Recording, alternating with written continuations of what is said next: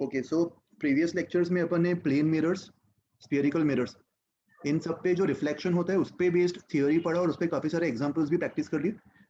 तो इस टॉपिक का जो सेकेंड हाफ है that is based on refraction. Refraction is different property of light, जहाँ पे लाइट एक मीडियम से दूसरे मीडियम में ट्रैवल करता है और एक मीडियम से दूसरे मीडियम में ट्रैवल करने पर वो थोड़ा सा डिविएट हो जाता है, और इसी फेनोमेना को अपन बोलते हैं रिफ्रैक्शन। और रिफ्रैक्शन के क्या रूल्स होते हैं, रिफ्रैक्शन क्यों होता है, ये सब के बारे में अपन इस चैप्टर में पढ़ने वाले हैं, इस पार्ट ऑफ द चैप्टर में। ओके, सो अपना वीडियो प्लीज ऑफ रखो सब लोग। When a light travels from one medium to another, its velocity changes। ये अपन ने पहले स्लाइड में ही पढ़ा था ना, मीडियम चेंज होने पर स्पीड चेंज होता है और वेवलेंथ चेंज होता है, राइट? ये दोनों चीजें चेंज होती, और कौन सा पैरामीटर चेंज नहीं होता? फ्रीक्वेंसी। Frequency remain same. तो एक मीडियम से दूसरे मीडियम पर जाने पर स्पीड चेंज होगा, और रिफ्रैक्शन में लाइट अपने ओरिजिनल पाथ से थोड़ा सा डिविएट कर जाएगा सारे केसेस में एक्सेप्ट फॉर नॉर्मल इंसिडेंस। इसके बारे में भी अपन देखेंगे। अगर लाइट नॉर्मली इंसिडेंट है तो वो स्ट्रेट चला जाएगा without any deviation. Thus in diffraction deviation may or may not occur, but velocity will always change। velocity हमेशा मीडियम चेंज होने पर चेंज होगा, और वो किस तरीके से चेंज होगा उसको स्टडी करने के लिए अपन मीडियम का एक और प्रॉपर्टी देखेंगे जिसको अपन बोलते हैं रिफ्रैक्टिव इंडेक्स। ये मीडियम का एक और इंपॉर्टेंट प्रॉपर्टी है। इसके बारे में अपन ने रिफ्लेक्शन में कहीं भी बात नहीं की थी, क्योंकि रिफ्लेक्शन जो है वो रिफ्रैक्टिव इंडेक्स पे डिपेंड करता ही नहीं। वहां पे कैसा भी मीडियम होने दो, लाइट को फर्क नहीं पड़ता, बट रिफ्रैक्शन के लिए refractive index will matter. Okay, सबको पता है लाइट का जो स्पीड होता है वैक्यूम में, वैक्यूम या फिर एयर में उसका स्पीड अपन 3 × 10⁸ ले सकते, और किसी और मीडियम में जाने पर उसका स्पीड हमेशा डिक्रीज होने वाला। सबसे मैक्सिमम स्पीड उसका वैक्यूम में ही रहेगा, बाकी सारे मीडियम्स में उसका स्पीड कम होने वाला। ओके, और ये जो रेशियो है, अगर मान लो किसी मीडियम में मैं लाइट का स्पीड vm मान लूं, speed in any particular medium, तो उस मीडियम का जो रिफ्रैक्टिव इंडेक्स है उसको अपन म्यू सिंबल से रिप्रेजेंट करते हैं। म्यू मतलब refractive index, refractive index of that medium. और इसका जो फॉर्मूला है that is given by speed of light in vacuum upon speed of light in medium. ये किसी भी मीडियम के रिफ्रैक्टिव इंडेक्स का फॉर्मूला होगा। और मुझे बताओ vm और c में से कौन बड़ा होगा? c मतलब स्पीड इन वैक्यूम, तो इन दोनों को कंपेयर करने पर c हमेशा बड़ा होगा ना। Speed in vacuum is always more than speed in medium. तो इससे तुम क्या बोल सकते हो? Refractive index is more than 1 और less than 1? More than 1. More than या इक्वल टू 1? इक्वल टू 1 होगा वैक्यूम या फिर एयर के लिए, बाकी सारे मीडियम्स के लिए वो हमेशा 1 से बड़ा होगा, right? So the ratio of c by vm, where vm is the speed of light in the medium, is known as the refractive index of the medium। और ये रिफ्रैक्टिव इंडेक्स किस पे डिपेंड करेगा? ये मीडियम का property होता है, तो मीडियम के खाली मटेरियल पे डिपेंड करेगा। मीडियम किससे बना हुआ है उस पे डिपेंड करेगा, मीडियम के शेप, साइज, ज्योमेट्री, इन सब पे वो डिपेंड नहीं करेगा। ओके, और जनरली अपन खाली यही बोलते हैं कि वो मीडियम के मटेरियल पे डिपेंड करेगा, बट एडवांस थियोरी में अपन ये भी देखा गया है, ये तुम्हारे सिलेबस में नहीं है बट फिर भी मैं तुम्हें बता रहा हूँ, कुछ कुछ केसेस में वो मीडियम के साथ साथ लाइट के वेवलेंथ पे भी डिपेंड करता है। It also depends on the wavelength of the wave, and this dependency is given bye Cauchy's dispersion formula. तो रिफ्रैक्टिव इंडेक्स जो है वो a + b/λ² हो जाएगा। ये वेरिएशन बहुत ही स्मॉल होता है, काफी नेग्लिजिबल होता है, इसको अगर याद नहीं रखा तो भी चलेगा, ये तुम्हारे सिलेबस में नहीं है। Refractive index is a + b/λ²। Here a and b are known as Cauchy's constant. और फॉर्मूला से तुम क्या देख पा रहे हो? अगर वेवलेंथ बढ़ गया तो रिफ्रैक्टिव इंडेक्स बढ़ेगा या कम होगा? कम हो। रिफ्रैक्टिव इंडेक्स कम हो जाएगा, बट ये वेरिएशन बहुत ही कम होगा। मोस्ट ऑफ द केसेस में अपन ये वेरिएशन को नेग्लेक्ट करेंगे अनलेस क्वेश्चन में स्पेसिफाई किया जाए तो, ठीक है? ये तुम्हें मैं इसलिए बता रहा हूँ क्योंकि भले ही आउट ऑफ सिलेबस है, बट फिर भी एडवांस का जो पेपर होता है जेईई एडवांस, उसमें आउट ऑफ सिलेबस क्वेश्चंस का भी पैसेज देके वो लोग सवाल पूछ सकते हैं। तुम्हें पता होगा पैसेज का भी एक पैटर्न होता है, क्वेश्चन में एक पैसेज दे देते and that theory can be out of syllabus also, और उस पे भी फिर इजी क्वेश्चंस पूछ सकते हैं। तो इसीलिए मैं तुम्हें ये हाईलाइट करके दे रहा हूँ। इसका इतना इंपॉर्टेंस नहीं है, तुम स्किप भी कर सकते हो इसको। And what is relative refractive index? जैसे तुमने रिलेटिव डेंसिटी के बारे में पढ़ा होगा, relative density is density of any object upon density of water. वैसी relative refractive index of one medium with respect to the other medium is given by their ratio. अगर मैं ऐसा सिंबल लिख रहा हूँ 1 म्यू 2, इसका मतलब मैं refractive index of medium 2 with respect to medium 1 निकल रहा, और ये दोनों की रिफ्रैक्टिव इंडेक्स का रेशियो होगा म्यू 2 अपॉन म्यू 1। और म्यू 2 अपॉन म्यू 1 मतलब v1 अपॉन v2, क्योंकि म्यू 2 जो है वो c अपॉन v2 होगा and mu 1 c upon v1। तो v1 अपॉन v2 को अपन रिलेटिव रिफ्रैक्टिव इंडेक्स बोल सकते। समझ में आया सबको? ये स्लाइड में मैंने जितने भी चीजें बताई तुम्हें। सर रिलेटिव रिफ्रैक्टिव इंडेक्स नहीं समझा सर। रिलेटिव रिफ्रैक्टिव इंडेक्स मतलब अगर मान ले मैं रिफ्रैक्टिव इंडेक्स ऑफ मीडियम 1, एक सेकंड को आयुष कुछ लिख रहे हो तुम स्क्रीन पे? नहीं सर गलती से हो एनोटेशन, गया। ओके कोई बात नहीं, एनोटेशन बंद कर देता हूं मैं, कभी कभी गलती से भी लिखा जाता है। देखो refractive index of medium 1, refractive index of medium 1 with respect to, अगर मैं मीडियम 2 निकालूं, इसको अपन रिलेटिव रिफ्रैक्टिव इंडेक्स बोलेंगे। Refractive index of medium 1 with respect to 2 क्या होगा? ये, और ये किसके इक्वल होगा? Refractive index of medium 1 with respect to medium 2, इसको मैं म्यू 1 अपॉन म्यू 2 लिख सकता हूं। जिसके भी रिस्पेक्ट में तुम निकाल रहे हो उसको डिवाइड कर दो, ठीक है। और म्यू 1 अपॉन म्यू 2 मतलब म्यू 1 अपन ने कैसे डिफाइन किया था? Mu 1 was speed upon corresponding refractive index, तो म्यू 1 को मैं c अपॉन v1 लिख सकता हूं और म्यू 2 को c अपॉन v2, तो ये v2 अपॉन v1 आ जाएगा। समझा अभी? सर हाँ बताओ। सर वो फर्स्ट पैसेज में दिया है कि अगर वो रे ऑफ लाइट परपेंडिकुलर रहा तो रिफ्रैक्शन नहीं होता। मैं सर उसका बताऊंगा, रीजन क्या है? उसका रीजन मैं बताऊंगा आगे हम स्नेल्स लॉ पढ़ने वाले, रिफ्रैक्शन के जो रूल्स होते हैं ना वो अपन पढ़ेंगे आगे, तो उससे तुम्हें उसका रीजन समझ में आ जाएगा। Okay sir. ठीक है, अगला आगे बढ़ते, अगला स्लाइड देखो। देखो यहाँ पे अपन स्नेल्स लॉ के बारे में पढ़ने वाले। स्नेल्स लॉ क्या होता है अपन वो पढ़ेंगे पहले, और इसका डेरिवेशन अगले स्लाइड में देखेंगे। ओके, तो देखो यहाँ पे जो लाइट रे है, ये वाली लाइट रे, ये वाला डायग्राम देखो, this is the incident ray जो म्यू 1 मीडियम में है, और इसको मैं इंटरफेस मान सकता हूँ। इंटरफेस मतलब दोनों मीडियम्स को सेपरेट करने वाला लाइन, बाउंड्री करेक्ट। और जैसे ही रे मीडियम 1 से मीडियम 2 में जा रही, वो थोड़ा सा डिविएट हो गई, थोड़ा सा बेंड हो गया, और इसको मैं रिफ्रैक्टेड रे बोल सकता हूँ। इसी प्रोसेस को अपन रिफ्रैक्शन बोलते हैं। So this is the refracted रे and this is the incident ray. और जिस भी बाउंड्री पे रे इंसिडेंट है, उस बाउंड्री से अगर तुम एक नॉर्मल बना दो, इसको मैं नॉर्मल लाइन बोल सकता हूँ, normal to the interface at the point of incidence, तो ये नॉर्मल होगा। तो अगर ये नॉर्मल है और ये इंसिडेंट रे, तो इस एंगल को अपन क्या बोल सकते हैं? इसको अपन एंगल ऑफ इंसिडेंस बोल सकते हैं, और इसको एंगल ऑफ रिफ्रैक्शन। तो स्नेल्स लॉ के according when light travels from medium with refractive index mu1 to a medium with refractive index mu2, this relation will hold true, mu2 upon mu1 equals to sin theta 1 upon sin theta 2। या फिर इसको इस format में याद रखो, mu1 times sin theta 1 equals to mu2 times sin theta 2। इस equation को अपन बोलते हैं स्नेल्स लॉ, और ये हमेशा रिफ्रैक्शन में ट्रू होगा। अगर लाइट रे mu1 रिफ्रैक्टिव इंडेक्स के मीडियम से mu2 रिफ्रैक्टिव इंडेक्स के मीडियम में ट्रेवल कर रही, तो उसके जो करस्पॉन्डिंग एंगल्स θ1 θ2 होंगे नॉर्मल के साथ, उनका ये रिलेशन हमेशा ट्रू होगा, mu1 sin θ1 equals to mu2 sin θ2। और इसी को रीअरेंज करने पर mu2 upon mu1 equals to sin θ1 upon sin θ2 आ जाएगा।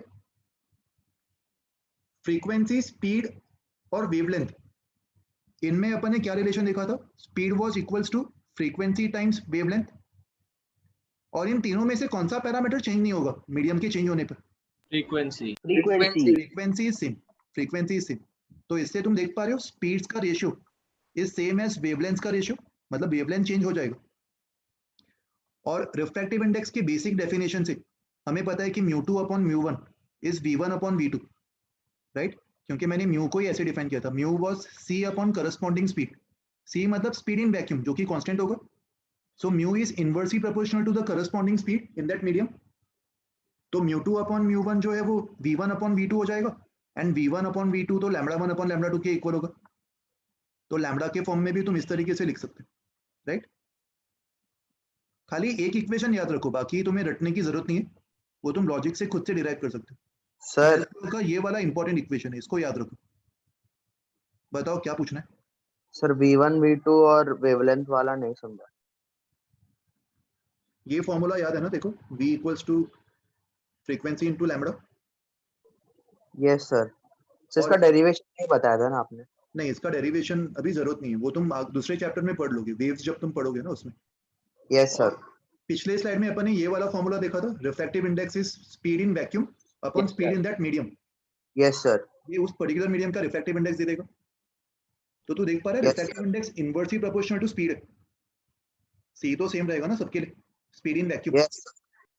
तो रिफ्रैक्टिव इंडेक्स का जो रेशियो है म्यू2 अपॉन म्यू1, म्यू2 अपॉन म्यू1 को मैं v1 अपॉन v2 लिख सकता हूँ। Yes sir. v1 upon v2 is same as λ1 upon λ2 क्योंकि frequency is also constant। Yes sir, समझ गया। ठीक है, तो जो मैंने बॉक्स किया हुआ है that is an important formula, mu one sin θ1 equals to mu two sin θ2, जिसको अपन स्नेल्स लॉ बोलते हैं। और इस फॉर्मूला से देखो तो अपन क्या ऑब्जर्व कर पा रहे, अगर लाइट रेयरर से डेंसर मीडियम में जा रहा है, रेयरर मीडियम मतलब रिफ्रैक्टिव इंडेक्स कम या ज्यादा? कम। कम रिफ्रैक्टिव इंडेक्स, और डेंसर सर मतलब कैसे सर? हेलो ज्यादा होगा। ज्यादा। Okay, hello sir. हाँ भाई बताओ। सर हम कैसे बोल पा रहे रेयर और डेंसर से रिफ्रैक्टिव इंडेक्स ज्यादा या कम? उसको नाम ही ऐसा दिया, रेयरर मतलब जो जिसका म्यू कम होता है, ऐसे ही डिफाइन किया है उसको। सर ऑप्टिकली डेंसर ना? Optically, yes optically. यहाँ पे जब मैं रेयरर और डेंसर की बात कर रहा हूँ, I am talking about optical, क्योंकि सब कुछ लाइट की प्रॉपर्टीज की बात हो रही। जो अपन वॉल्यूम डेंसिटी पढ़ते हैं, मास अपॉन वॉल्यूम, उसका कोई लेना देना नहीं है इधर, अपन ऑप्टिकल डेंसिटी की बात करते हैं। तो जब अपन डेंसर की बात कर रहे तो तुम्हारे दिमाग में वो वाला डेंसिटी नहीं आना चाहिए, मास अपॉन वॉल्यूम, वो डेंसिटी की अपन बात ही नहीं कर रहे। ऑप्टिकल डेंसिटी जो है उसका जो मेजरमेंट होता है वो म्यू होता है, रिफ्रैक्टिव इंडेक्स। तो अगर रेयरर मीडियम है तो रिफ्रैक्टिव इंडेक्स कम होगा, और डेंसर मीडियम में रिफ्रैक्टिव इंडेक्स ज्यादा होगा। ठीक है, ये याद रखो। Yes sir, yes. तो इस केस में अगर लाइट रेयरर मीडियम से डेंसर मीडियम में जा रही, और अगर मैं ये फॉर्मूला अप्लाई करूं, mu one sin θ1 equals to mu two sin θ2, rarer से डेंसर जाना मतलब म्यू1 कम होगा म्यू2 से, और अगर म्यू1 म्यू2 से कम है तो इसको कॉम्पेंसेट करने के लिए sin θ1 sin θ2 से ज्यादा होना चाहिए। और साइन इंक्रीजिंग फंक्शन है कि डिक्रीजिंग फंक्शन है, 0 से π/2 में? इंक्रीजिंग। मतलब θ1 जो है वो θ2 से बड़ा होगा। यस। Yes sir, yes. θ1 अगर देखो तुम डायग्राम में भी देख पा रहे हो, अगर ये वाले डायग्राम में ये रेयरर मीडियम है और ये डेंसर मीडियम है, तो तुम देख पा रहे हो θ1 इज मोर देन θ2, मतलब रे कैसे बेंड हो रही है, ray is bending towards the normal. That means whenever the light goes from rarer to denser medium, the ray will always bend towards the normal. ये लॉजिक समझा सबको स्नेल्स लॉ से? और इसका उल्टा भी ट्रू होगा, अगर रे रेयरर से डेंसर जा रही है, जैसे सेकंड डायग्राम में रेयरर से डेंसर, रेयरर से डेंसर मतलब म्यू1 की वैल्यू म्यू2 से कम होगी। अच्छा रुको, मैंने फर्स्ट डायग्राम में गलत मार्क कर दिया,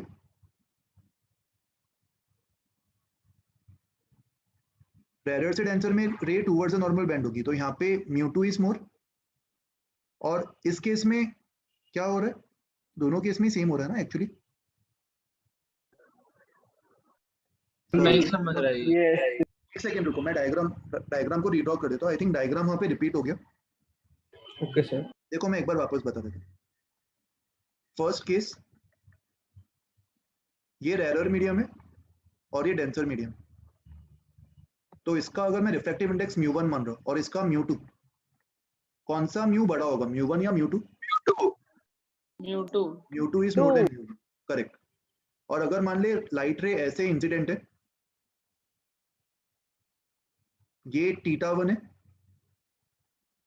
तो जो θ2 होगा, मुझे पता है कि म्यू1 sin θ1 इज म्यू2 sin θ2, तो अगर μ2 μ1 से बड़ा है तो कहने से sin θ1 sin θ2 से बड़ा होना चाहिए और θ1 Yes, θ2 sir. से बड़ा होना चाहिए। मतलब जो रिफ्लेक्टेड रे होगी उसका एंगल कम होना चाहिए।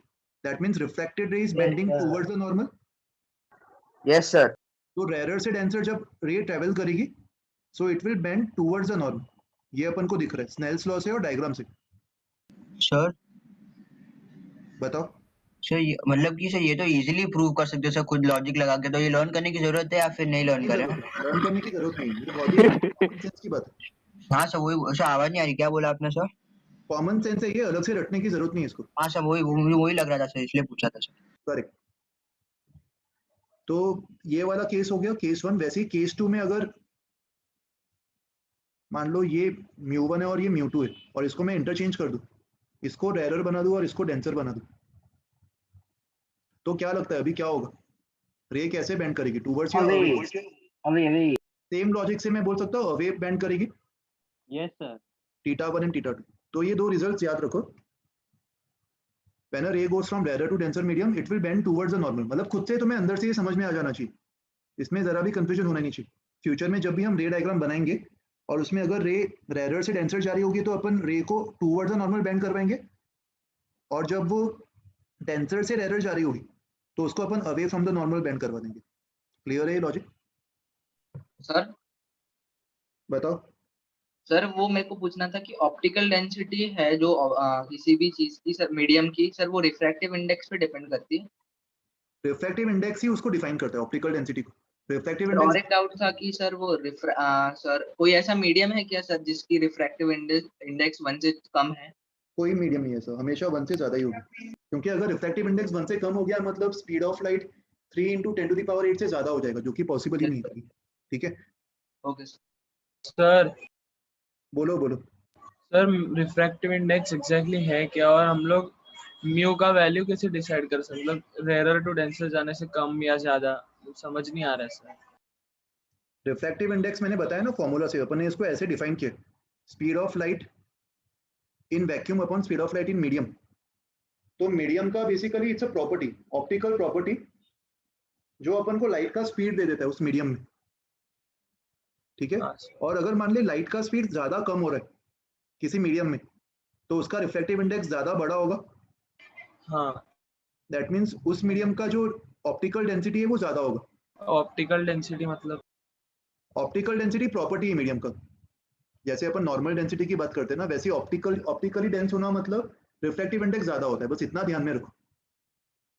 सर मतलब ऐसे समझेगा कैसे, मतलब मीनिंग लाइफ रियल लाइफ में सर समझ नहीं आ रहा, इमेजिन नहीं हो रहा है। देख, जैसे अपन नॉर्मल डेंसिटी की बात करते हैं, अगर मैं तेरे को बोलूं कि पानी और ऑयल में से कौन ज्यादा डेंस है?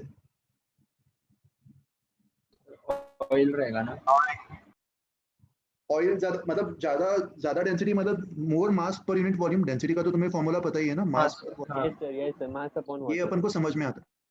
वैसे ही ऑप्टिकल डेंसिटी को तो ऐसा मान ले कि ऑप्टिकली ज्यादा डेंस होना मतलब लाइट को उस मीडियम में ट्रेवल करने में और ज्यादा डिफिकल्टी आएगी, ओके हाँ सर, क्योंकि उसका स्पीड ज्यादा कम हो जाएगा ना उस मीडियम में।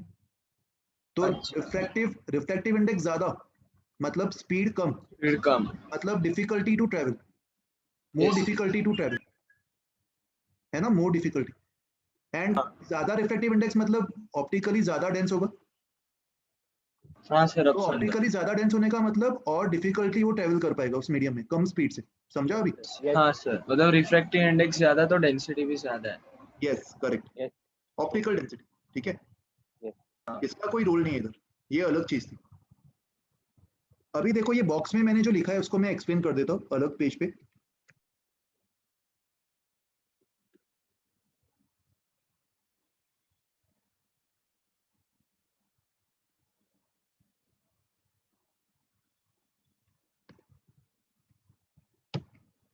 अगर मान लो लाइट मल्टीपल मीडियम से ट्रेवल कर रही तो अपन सब जगह स्नेल्स लॉ अप्लाई कर सकते। जैसे ये वाला जो रे, ये जब ऐसे रिफ्लेक्ट होगी तो उसके लिए स्नेल्स लॉ ये बनेगा μ1 sin θ1 इक्वल्स टू μ2 sin θ2। कुछ पूछना है जेहान तुम्हें? सर मेरे को सिर्फ इतना पूछना है कि जब हमने भी वो रिफ्रैक्शन का किया था, तब एक और एग्जांपल दिया था जिसमें जब when a ray of light pass incident ray जब 90 डिग्री से जाता है तब the ray of light goes undeviated, क्या वो एग्जांपल करेक्ट है या नहीं?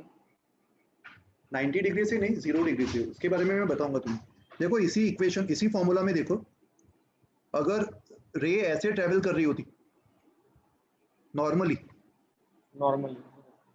अगर ट्रेवल कर रही होती तो नॉर्मल, यही नॉर्मल है, तो तुम देख पा रहे हो इसका एंगल ऑफ इंसिडेंस 0 हो गया। Yes sir. तो स्नेल्स लॉ के अकॉर्डिंग एंगल ऑफ रिफ्रैक्शन भी 0 होना चाहिए। हाँ सर। तो ये रे अनडिविएटेड चली जाएगी only in this special case. Okay. So if the ray is along the normal it will go undeviated, बाकी सारे केस में डेविएशन होगा। Okay sir, got it. तो जो तू 90 बोल रहा था वो एक्चुअल में 0 होगा। If I is 0 then R is 0 and no deviation. इस केस में रे अनडिविएटेड चली जाएगी। समझा अभी? Yes sir. अभी देखो मल्टीपल रिफ्रैक्शंस का अगर अपन इक्वेशन लिखते तो जो पहला इक्वेशन है वो ये आएगा, μ1 sin θ1 इक्वल्स टू μ2 sin θ2। यहाँ पे अगर मैं रिफ्रैक्शन का फॉर्मूला अप्लाई करूँ, फिर नीचे वाले सरफेस पे एक बार वापस रिफ्रैक्शन हो रहा है इधर, तो इस वाले के लिए अगर मैं रिफ्रैक्शन का फॉर्मूला अप्लाई करूँ स्नेल्स लॉ, तो अपन को μ2 sin θ2 इक्वल्स टू μ3 sin θ3 मिलेगा। और इन दोनों फॉर्मूला को अगर मैं क्लब कर दूं तो तुम देख पा रहे हो बीच वाला जो इंटरमीडिएट टर्म है μ2 sin θ2, उसको मैं हटा के directly μ1 sin θ1 equals to μ3 sin θ3 बोल सकता हूं।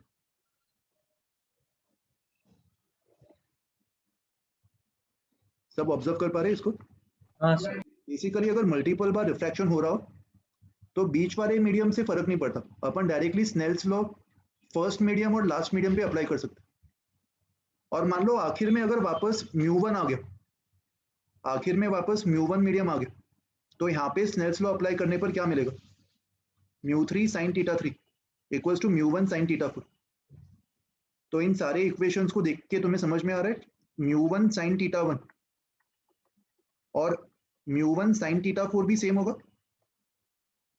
That means θ1 and θ4 should be same, and θ1 और θ4 का सेम होना मतलब फाइनली जो रे बाहर निकल रही वो इंसिडेंट रे के पैरेलल होगी, क्योंकि मीडियम सेम है, इनिशियल और फाइनल मीडियम सेम। तो अगर ऐसा हो गया तो नेट डिविएशन कुछ भी नहीं होगा। समझा ये सबको? Yes sir. और अगर इनिशियल और फाइनल सेम नहीं है, अगर मान ले ऐसा कुछ केस होता, ये μ1 ये μ2 और ऐसे कितने भी मीडियम्स लगा दे, let's say up till μn, ये μn आखिर वाला जो मीडियम है वो μn है मान ले, तो अंदर कितने बार भी मल्टीपल रिफ्रैक्शंस होने दो, डजंट मैटर। जब रे फाइनली यहाँ से बाहर निकलेगी और फाइनली बाहर निकलने पर अगर ये वाला एंगल θn है और जो पहला वाला एंगल है वो θ1 है, तो मैं डायरेक्टली μ1 sin θ1 को μn sin θn के इक्वल लिख सकता हूँ। बीच वाले मीडियम्स मैटर नहीं कर रहे, ये अपन ऑब्जर्व कर पा रहे इस थियोरी में, राइट? सर बोलो। सर पर ये सर जैसे कि सर बीच वाले जो मीडियम है उसने सर बहुत ज्यादा ही डिफ्लेक्शन कर दिया, तो फिर सर पर आखिरी में मीडियम सर फर्स्ट रे के पैरेलल कैसे हो जाएगी सर? तेरे क्वेश्चन का आंसर इधर ही है ना, इक्वेशंस में। कितना भी क्या हो, ये इक्वेशंस तो हर जगह एप्लीकेबल होगी, हर एक सरफेस पे। तो जब मैं फाइनल फर्स्ट और लास्ट इक्वेशन को कंपेयर करूंगा तो मैं डायरेक्टली ये लिख सकता हूँ ना। Yes sir. अगर ज्यादा डिविएशन किया होगा तो उल्टे डायरेक्शन में भी डिविएशन हुआ होगा, बट इन एनी केस कैसा भी डिविएशन होने दो किसी भी सरफेस पे मैटर नहीं करेगा। ओके फर्स्ट और आखिर का तुम डायरेक्टली लिख सकते हो, ठीक है? सर यस सर आपने अभी वो परपेंडिकुलर वाला बताया था, तब मैं डिस्कनेक्ट हो गया था, एक बार प्लीज रिपीट करते। एंगल ऑफ इंसिडेंस अगर 0 हो गया तो एंगल ऑफ रिफ्रैक्शन भी 0 हो जाएगा ना स्नेल्स लॉ से। Yes sir. तो मतलब रे सीधा जारी होगी अनडिविएटेड। अगर इंसिडेंट रे नॉर्मल के अलोंग है तो क्या वो रिफ्रैक्ट करेगी, क्या वो डिविएट करेगी? नहीं करेगी, वो सीधा चली जाएगी। बाकी सारे केसेस में कर जाएगी, खाली इसी स्पेशल केस के लिए वो डिविएट नहीं करेगी। ओके यस नेक्स्ट कॉन्सेप्ट देखिए, ये समझ में आ गया सबको? सर बोलो। सर तो θ1 इज इक्वल टू θn ऐसा बोल सकते हैं ना? थीटा क्या? θ1 इज इक्वल टू θn ऐसा बोल नहीं, सकते वो हैं? तभी बोल पाएंगे जब μn और μ1 सेम हो। अगर μn और μ1 अलग है तो θ1 θn भी अलग होंगे ना। इस केस में फर्स्ट मीडियम और आखिरी मीडियम सेम थे, इसलिए मैं θ1 θ4 को सेम बोल पा रहा था, बट यहाँ पे सेम नहीं होगा ना, कंपलसरी नहीं। समझा कि नहीं? यस सर समझा। चलो आगे बढ़ते हुए, अभी देखो अपन ने जो स्नेल्स लॉ लिखा था, स्नेल्स लॉ का इक्वेशन, उसका प्रूफ समझ लेते। ठीक है, वैसे ये भी तुम्हारे सिलेबस में नहीं है, तुम ये प्रूफ इतना इंपॉर्टेंट है नहीं, तुम्हें खाली वो रिजल्ट याद रखना है और उसी को अप्लाई करना। बट तुम्हारे अंडरस्टैंडिंग के लिए एक बेसिक आइडिया ले लो इस प्रूफ से। Proof of Snell's law using Fermat's principle. Snell's law को प्रूव करने के लिए we will use one more principle which is Fermat's principle. और इस प्रिंसिपल के अकॉर्डिंग लाइट रे जो भी पाथ लेगा ना एक पॉइंट से दूसरे पॉइंट तक जाने के लिए, वो हमेशा उस पाथ को चूज करेगा जिसमें उसको कम से कम टाइम लग रहा हो। ओके, तो we will always try to find the minimum time. और मिनिमम टाइम, किसी भी चीज को मिनिमाइज करने के लिए क्या करते थे अपन कैलकुलस में, याद करो, डिफरेंशिएट करके जीरो करते थे पॉइंट ऑफ मिनिमा निकालने के लिए। Yes sir. लेकिन सेम कंडीशन मैक्सिमा के लिए भी होता था, राइट? तो यहाँ पे अगर मैं मिनिमम टाइम निकालने की कोशिश करूंगा तो कुछ कुछ केसेस में वो एक्चुअल में मैक्सिमम टाइम भी हो जाएगा। In some cases it has been shown that the time taken by the light is not minimum but maximum. तो इसीलिए इस प्रिंसिपल को अपन Fermat's principle of least time के बजाय Fermat's principle of stationary time बोलते हैं। देखो ये काफी एडवांस थियोरी है जो तुम्हारे सिलेबस में नहीं है, तो इसमें अपन ज्यादा डिटेल में बात नहीं करेंगे। अभी के लिए खाली इतना समझ लो कि स्नेल्स लॉ को डिराइव करने के लिए we will just try to minimise the time. Time को अपन मिनिमाइज या फिर मैक्सिमाइज करने की कोशिश करेंगे। तो यहाँ पे एक सिचुएशन मैं तुम्हें दे रहा हूँ, मान लो लाइट रे जो है वो पॉइंट पी से शुरुआत कर रही है, यहाँ से स्टार्ट कर रही है और पॉइंट क्यू पे एंड कर रही है, और ये इंटरफेस है जो दो मीडियम्स को सेपरेट कर रहा है, μ1 एंड μ2। ओके, पॉइंट पी का जो डिस्टेंस है मीडियम से वो a दिया हुआ है, पॉइंट क्यू का डिस्टेंस इंटरफेस से b दिया हुआ है। अभी ये जो रे है इसको अगर p से q तक पहुंचना है तो उसको इंटरफेस के किसी तो पॉइंट पे हिट करना पड़ेगा। मैं मान रहा हूँ कि लेट से वो पॉइंट r पे हिट कर रहा है, और पॉइंट r की जो दूरी है वो मैंने x मान लिया। x हमें पता नहीं, x इज अननोन, तो अपन को x की वैल्यू डिसाइड करनी कि लाइट रे को किस x पे जाके हिट करना चाहिए ताकि वो कम से कम टाइम पे पहुंच पाए। और इसका जो हॉरिजॉन्टल डिस्टेंस है, हेलो, कौन बोल रहा है? Hello sir. बोलो बोलो। सर ये शुभम बहुत फालतू की बातें करता है ग्रुप पर, टाइम पास करता है पूरे दिन। तो लेक्चर के बीच में बोलना जरूरी है क्या ये? अभी तुम क्यों फालतू की बात कर रहे हो? शुभम अपना वीडियो ऑफ कर दो। क्या दिक्कत हो रही है शुभम, तुम्हें बताओ। Hello sir. हाँ भाई बताओ क्या प्रॉब्लम है? सर ये क्या झूठ क्यों बोल रहा है, ये ज्यादा हो रहा है क्या? आयान मैंने क्या किया? तुम दोनों को निकाल दो। सर मैंने सर दोनों मैंने स्पैमर कुछ थैंक यू सर। अच्छा, I want some volunteer who can co-host our lectures. कोई वॉलंटियर कर सकता है लेक्चर्स को को-होस्ट करने के लिए? सर मैं दूसरे बैचेस में भी ये रूल अप्लाई किया था, यहाँ पे भी मैं अप्लाई करने वाला हूँ। एटलीस्ट जो वॉलंटियर है वो स्पैमर नहीं होना चाहिए यार। Yash? Yes sir yes. Yash? Yes sir. You are operating from mobile और लैपटॉप? लैपटॉप। लैपटॉप से ऑपरेट करना इजी होगा, तो यश सोमानी यस सर। मैं तुम्हें को-होस्ट बना रहा हूँ। Okay sir. तो बीच में ऐसे जो फालतू की बकवास बातें करे हो तो उनको निकाल दो बिंदास, मेरे से परमिशन लेने की जरूरत नहीं है। और मैं मीटिंग को, ये जो अपना मीटिंग चल रहा है उसको मैं वेटिंग लिस्ट पे डाल रहा हूँ, तो जो लोग निकल जाएंगे उनको वेटिंग रूम में आना पड़ेगा, एंड उनको तभी अलाउ करना जब वो ग्रुप पे मैसेज करे। हो सकता है कि जेन्युइनली कुछ लोग शायद बाय चांस डिस्कनेक्ट हो जाए और वो वापस रिकनेक्ट करना चाहे, तो they can just message on our group that my name is this and this and I want to rejoin the meeting. तो जिसको भी मैंने अभी को-होस्ट बनाया वो उनको अंदर ले सकता है फिर। Okay sir, I will do that. Okay sir. Okay चलो, तो देखो अपन कहाँ पे थे? I was talking about that distance is d। ये वाला डिस्टेंस d होगा। देखो d भी फिक्स्ड है इधर, इस वाली सिचुएशन में the only unknown is x, और अपन को किसी तरह x निकालना, और x निकालने के लिए अपन टाइम को मिनिमाइज करने की कोशिश करेंगे। तो सबसे पहले जो रे ऑफ लाइट है उसका p से r तक का मोशन देखो। p से r तक के मोशन में रे ऑफ लाइट का स्पीड कितना होगा? यश दुबे कुछ पूछना है तुम्हें? सर x निकालने के लिए टाइम को क्यों मिनिमाइज करेंगे सर, वो नहीं समझा। नहीं, अपन टाइम को तो मिनिमाइज करेंगे ही ना, ये अपन ने फॉर्मेट्स प्रिंसिपल से देखा। रे ऑफ लाइट कैसे भी जा सकता है, कोई भी पाथ से जा सकता है, मगर वो कौन सा पाथ चूज करेगा जिसमें उसको कम से कम टाइम लग रहा हो। अगर मान लो तुम्हें एक जगह से दूसरी जगह पे जाना है और तुम्हारे पास बहुत सारे रास्ते हैं वहां पे पहुंचने के लिए, तुम गूगल मैप पे Yes, डाल के वही रास्ता चूज करोगे ना जिसमें तुम्हें कम से कम टाइम लगे। Yes, sir. लाइट फॉलो करेगा। तो यहाँ पे एक्स हमें पता नहीं है, एक्स वेरिएबल है, और उसको निकालने के लिए अपन ये कॉन्सेप्ट अप्लाई करेंगे, टाइम को मिनिमाइज करना। ओके हाँ सर। तो अभी P से R तक मुझे बताओ रे ऑफ लाइट का स्पीड कितना होगा। वो P से R तक मीडियम μ1 में ट्रेवल कर रहा है, तो स्पीड C बाय μ1 होगा। तो P से R तक का जो टाइम है, अच्छा P से R तक का डिस्टेंस कितना होगा। पाइथागोरस थ्योरम से PR डिस्टेंस को मैं x² प्लस a² का अंडर रूट ये लिख सकता हूँ डिस्टेंस। और P से R तक इसका जो स्पीड होगा उसको मैं C बाय μ1 लिख सकता हूँ। तो P से R तक जो टाइम लग रहा होगा T1, उसको मैं distance upon speed PR upon V1 लिख सकता हूँ। So this will be μ1 times under root of x² plus a² divided by C। ये टाइम T1 में हो गया P से R तक। और अभी सिमिलरली अपन R से Q तक का टाइम निकाल सकते हैं।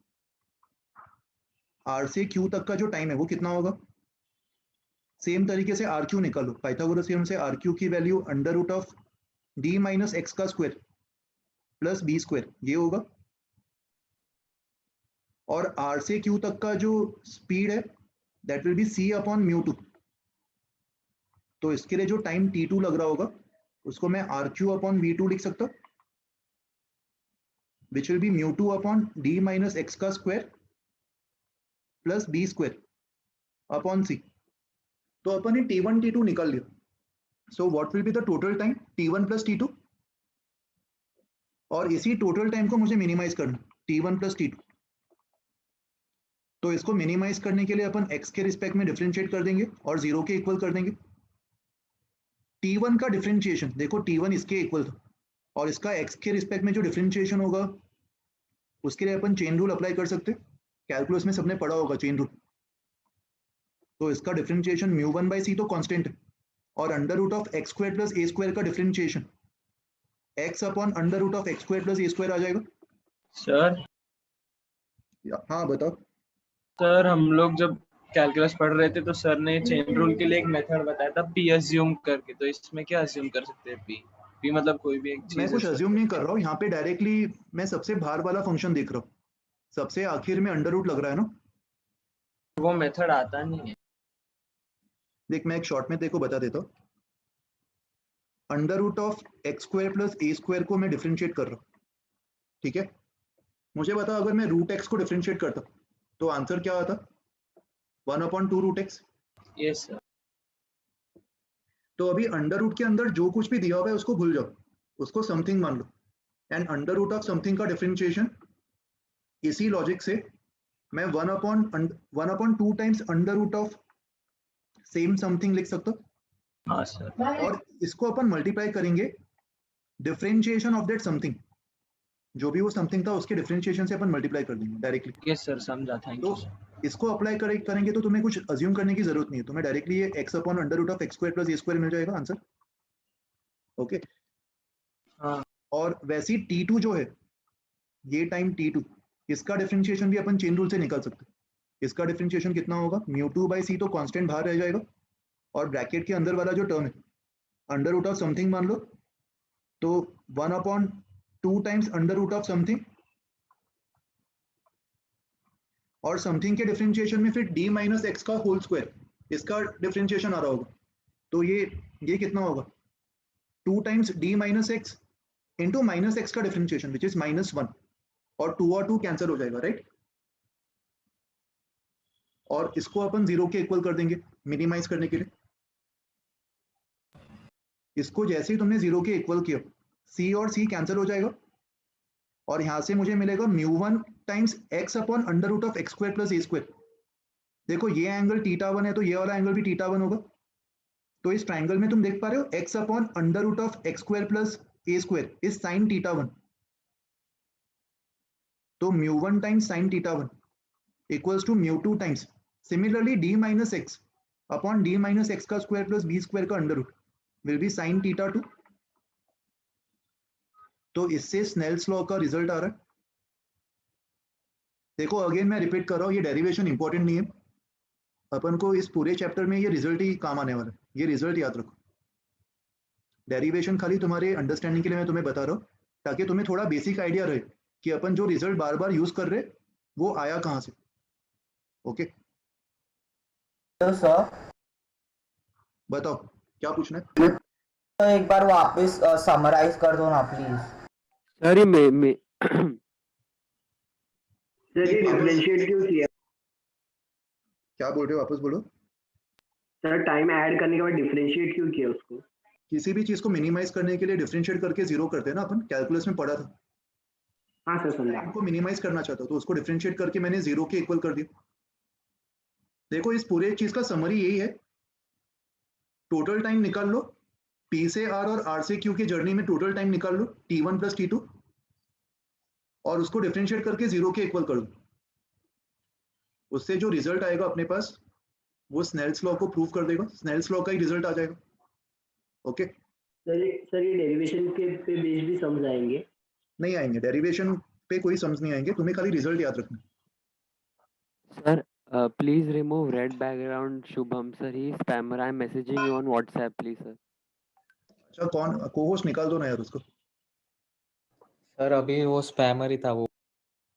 हाँ तो तुम अपना जजमेंट लेके निकाल दो यार, ये मैं लेक्चर पढ़ाते समय ये सब में से मैं डील नहीं कर पाऊंगा, तो you take a call and remove anyone who is creating a chaos। Sir doubt है। हाँ ध्रुव बताओ। सर ये हम लोग ने x के रिस्पेक्ट में क्यों किया, मतलब dx?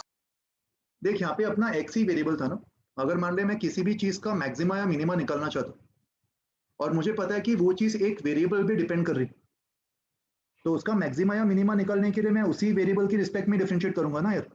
सर a और b भी तो वो है। नहीं a और b तो फिक्स्ड है ना, पॉइंट p और पॉइंट q फिक्स्ड है और ये इंटरफेस भी फिक्स्ड है। हाँ सर हाँ सर। रे ऑफ लाइट को ये डिसाइड करना है कि वो ऐसे जाए या फिर ऐसे जाए, ये भी एक पॉसिबिलिटी थी, तो x वेरिएबल है ना इन सारे पॉसिबिलिटीज में। बराबर यस। ओके फिर नेक्स्ट कॉन्सेप्ट देखते हैं, अपेरेंट डेप्थ। देखो ये कॉन्सेप्ट जो मैं पढ़ाने वाला हूँ ये काफी लोगों ने, तुम लोगों ने प्रैक्टिकली भी एक्सपीरियंस किया होगा। जैसे स्विमिंग पूल्स में जब तुम स्विमिंग पूल का फ्लोर देखने की कोशिश करते हो तो वो फ्लोर तुम्हें एक्चुअल डेप्थ से ज्यादा डेप्थ पे दिखाई देता है कम डेप्थ में, ये सबने नोटिस किया? कम डेप्थ पे दिखाई देता है ना, वो एक्चुअल में तुम्हें जो डेप्थ दिखता है उससे वो एक्चुअल में ज्यादा डेप्थ का होता है, तो एपेरेंट डेप्थ जो तुम्हें दिखाई दे रहा है वो कम हो जाता है और इसका रीजन होता है रिफ्रैक्शन, जो अपन इस चैप्टर में पढ़ रहे। तो स्नेल्स लॉ से अपन प्रूव कर सकते हैं ये चीज को। अगर मान लो ये एक रिजर्वॉयर है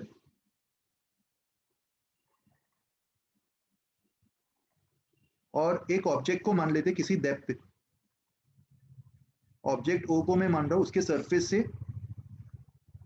डी डेप्थ, और यहाँ पे ऑब्जर्वर है जो इस ऑब्जेक्ट को देख रहा है, और मैं अज्यूम कर रहा हूँ कि ऑब्जर्वर का जो व्यू है वो नॉर्मल व्यू समझते हो, वो नॉर्मली देख रहा होगा ऑब्जेक्ट। मतलब बेसिकली जो सारे रेज होंगे ना ऑब्जेक्ट से ऑब्जर्वर तक, जो सारे रेज जा रहे होंगे वो लगभग नॉर्मल होंगे, जिसको अपन पैरेक्शियल रेज बोलते थे, याद है मिरर्स में? All the rays will be very close to the normal, और अगर सारे रेज नॉर्मल की बहुत ही क्लोज है, very close to the normal, तो एंगल ऑफ इंसिडेंस और एंगल ऑफ रिफ्रैक्शन के बारे में अपन क्या कमेंट कर सकते हैं? ये सारे एंगल्स कैसे होंगे, बहुत छोटे या बहुत बड़े? सर छोटे हो जाएंगे। Very small. और ये प्रैक्टिकल अजम्पशन है ना, अगर तुम कोई चीज परपेंडिकुलरली देख रहे हो, अपनी आंखों को नीचे की तरफ डायरेक्ट करते हुए देख रहे हो, एक सिचुएशन होगा ऑब्जर्वर ऐसे देख रहा है नीचे की तरफ और एक ऑब्जर्वर ऐसे देख रहा है, तो क्या इस ऑब्जर्वर को अपन नॉर्मल व्यूइंग बोल पाएंगे? This is not normal viewing. No sir, this is not normal viewing, but ये वाला जो है इसके लिए तो नॉर्मल व्यूइंग बोल सकते हैं ना। Yes sir. और इसके लिए अपन सारे रेस को very close to the normal मान सकते हैं और आई और आर को बहुत छोटा मान सकते हैं। तो ये अजम्पशन अपन रख रहे हैं, और इस अजम्पशन को रखते हुए अगर अपन रे डायग्राम बनाए, let me draw the ray diagram separately. मुझे ये रीजन नहीं समझा कि वो सब एंगल्स छोटे क्यों होंगे। ये जो ऑब्जर्वर है वो उसको नॉर्मली देख रहा है ना, इसकी ये आंखें, ऑब्जर्वर की ये आंखें। तो मुझे बता, जो रेस बड़े एंगल पे जा रही होगी, जैसे ये वाला रे, क्या ये वाला रे ऑब्जर्वर देख रहा है? क्या ये वाली उसकी आंखों तक पहुंच पा रही? उसकी आंखों तक ये सारी रेस पहुंच पा रही है ना, जिनके एंगल बहुत छोटे होंगे। समझा अभी? सर थैंक यू, समझ गया, थैंक यू। ओके सर तो अभी देखो, मैं एक और डायग्राम यहाँ पे बना रहा हूँ जिसमें ये सारी जो चीजें उसको मैं इरेज कर रहा हूँ। ये सबको समझ में आ गया अभी नॉर्मल व्यूइंग क्या होता है? तो इस डायग्राम में I will just draw the ray diagram, rays कैसे रिफ्लेक्ट होगी और कैसे ऑब्जर्वर की आंखों तक पहुंचने वाली। तो देखो यहाँ पे एक रे को मैं नॉर्मली बना रहा हूँ, क्या ये वाली रे डिविएट होगी या सीधा चली जाएगी? ये रे सीधा चली जाएगी, ये पढ़ा था अपन ने। और सर लिक्विड, ये जो भी पानी या लिक्विड है, इसका रिफ्लेक्टिव इंडेक्स में 1 म्यू मान लेता हूं, और बाहर अगर एयर है तो इसका रिफ्लेक्टिव इंडेक्स में 1 मान सकता हूं।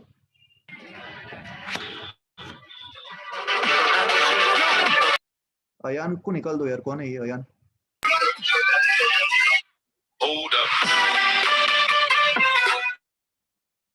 ओके, आज क्या हो गया भाई तुम लोग को, इतना क्यों स्पैम कर रहे हैं लोग?